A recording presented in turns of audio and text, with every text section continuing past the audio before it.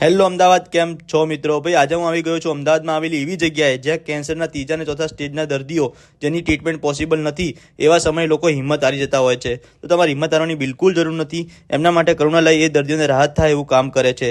જે પેશન્ટને ડ્રેસિંગની જરૂર હોય એને ડ્રેસિંગ કરી આપે, પેટ કે ફેફસામાં પાણી ભરાઈ ગયું હોય તો એ નીકાળી આપે.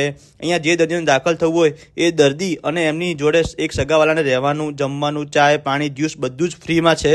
અને જે લોકોને આવી ના શકતા હોય એમના ઘરે જઈને ડૉક્ટર અને નર્સ એમને ટ્રીટમેન્ટ અને દવા આપે છે. આ હોમ કેર સેવા અમદાવાદના રિંગ રોડ એરિયા સુધી કવર કરે છે. એટલે ટૂંકમાં કહું તો એટલે કરુણાલયમાં તમે પગ મૂકો એટલે તમારે ખીચામાંથી ₹1 પણ નીકળવાની જરૂર નથી.